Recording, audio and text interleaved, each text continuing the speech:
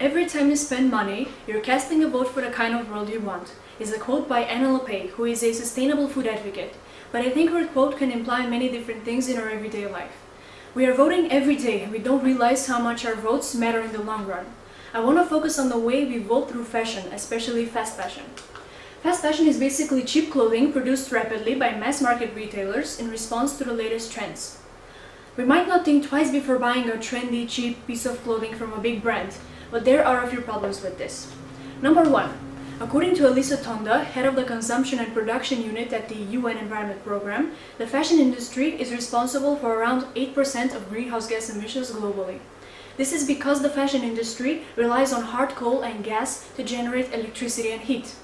And if this continues at this rate, it is expected that by 2030, the greenhouse gas emissions will rise up to 50%. Also, transporting the clothing from where it is made to where it is sold also means more pollution. Number 2. All of the fabric that isn't used, all of the clothing that isn't sold, and all the clothes that we throw away from our own closets all end up in landfills. And it is estimated that a lorry load of clothing ends up in landfills every second. Number 3.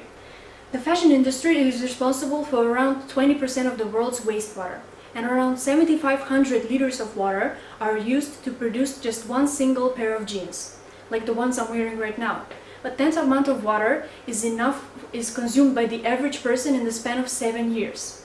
Also, according to the UN Conference on Trade and Development, the second most polluting industry in the world is the fashion industry, annually using up to 93 billion cubic meters of water, which is enough for 5 million people.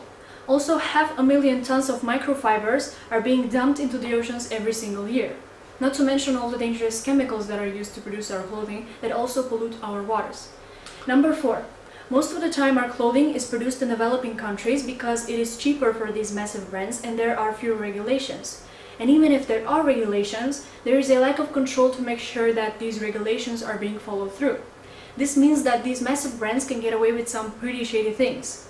The goal of these big companies is to produce as much clothing as fast as possible and to achieve more profit.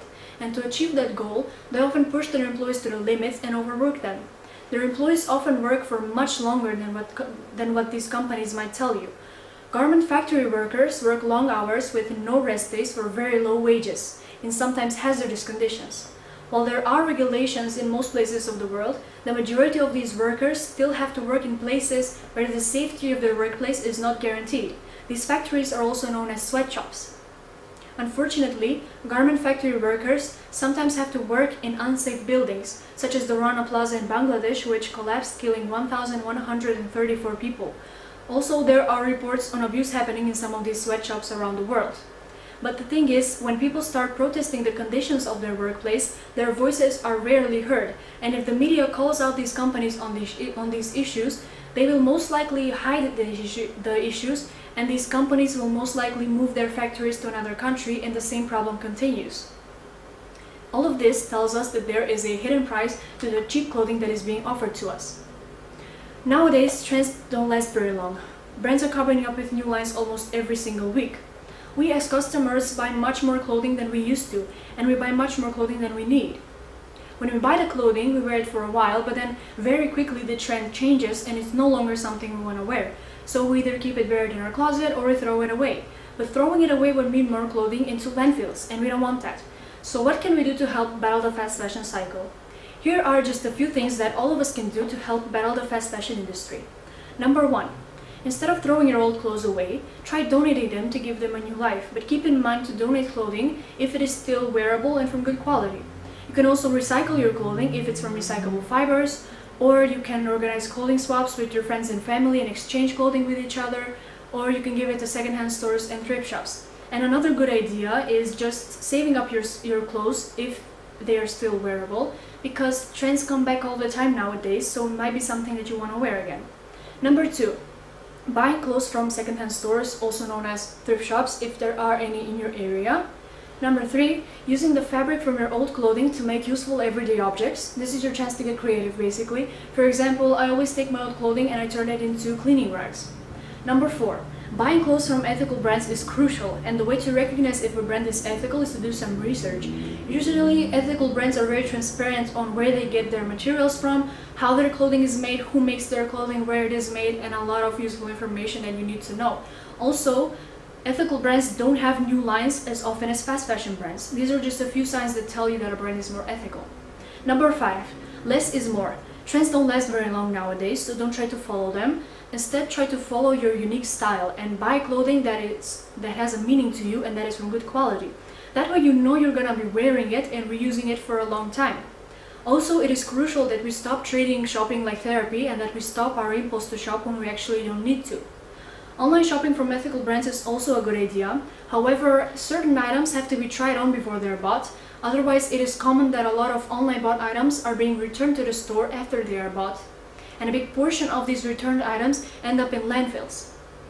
Also, we have to understand that not everyone's economic situation allows them to invest in a more sustainable closet.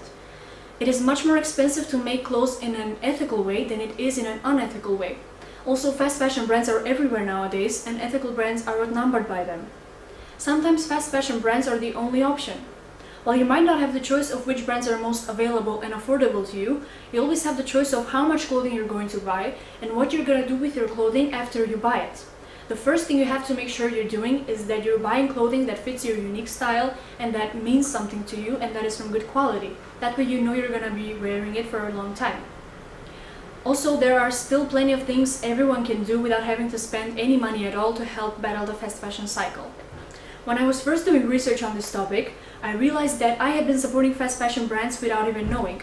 I was voting for a kind of world that I didn't want. And I'm sure that if all of us are careful with the decisions we make every single day when it comes to our clothing, that together we can achieve more than we can imagine. And I know that sounds very cliche, but we as customers owe it to the people who make our clothing.